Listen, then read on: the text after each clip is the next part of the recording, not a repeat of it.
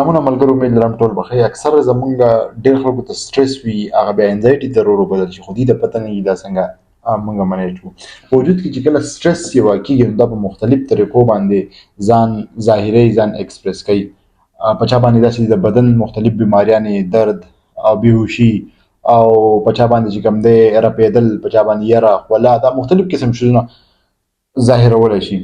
خو که دا نه کوي هم، نو په وجود کې دننه کله سټرس یې واقع دی، سره ورو کورټیسول لیول یې واقع، کورټیسول سره ورو ستا ټول وجود مختلف بیماریانو شکار کېږي، او د که ته ورسره چې دا ډېر ژوند کوې، نو مختلف غټې بیماریانو هم ښکار کېدلی شي. نو پکار ده چې موږ سټرس منیجمنټ زده کړو. دې واړه ډېر مختلف ټپس میلاویږي.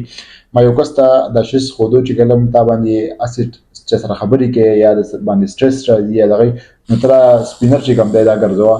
دا هم یو داسې ډیوایس دی چې دا تعالی سټرس ریلیز کوي. مختلف داسې نور شیزونه هم کېدلی شي، لکه که ته چېرته سټیج ته ځې، یا چا سره خبرې کوې، په تا باندې ډېر زیات سټرس یا یره راځي، یا در باندې هغې، نو ته ځان سره پین یا دغه ونیسې، په دې باندې لږ زور ورکړې، نو ستا هغه سټرس فوکس نیوران چې کوم دي هغه ټول په دې باندې فوکس وکړي، نو هغه سټرس ورو ورو کمېدل شروع شي. دغه رنګې اوږده ساګان ډېر پخوانه عادت دی د خلکو، چې کله هم تا ته سټرس راشي، او که ته چېرته لانګ بریتنګ چې څه ته وایي، اوږده ساه واخلې، 9 پیرې په کلاره کلاره باندې په ارام باندې په پوزه په ذریعه باندې ساه واخلي، او د خولې په ذریعه باندې وباسي، د دې سره به ستا سټرس ورو کمېږي.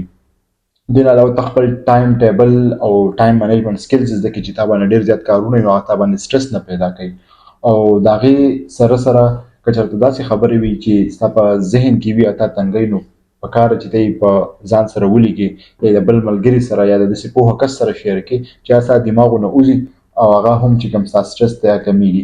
جرنلینګ څه ته وایي، په سهار کې لیکل. سهار چې تاسو کله راپاڅئ، په دغه ټایم کې ستاسو دماغ کې مختلف څومره چې خیالات دي، هغه ډېر زیات فلو سره وي، او ستاسو برین ډېر زیات فوکس وي. نو که دغه ټایم کې تاسو لیکل شروع کړئ، ستاسو په دې ټول سوچونو کې به یو ترتیب راتلل شروع شي، او کم سټرس چې د مختلف خیالاتو د وجې پیدا کېږي، هغه سټرس به ورو کمېدل شروع شي. ستاسو د چې کوم سوچونه دي، په دې کې به ډېر زیات ژوروالی پیدا شي، او تاسو به په وړه وړه خبره باندې بیا سټرس نه اخلئ، او هر چیز به لایټ اخیستل یې زده کوئ. په لوی الله مو سپارم. سلامونه.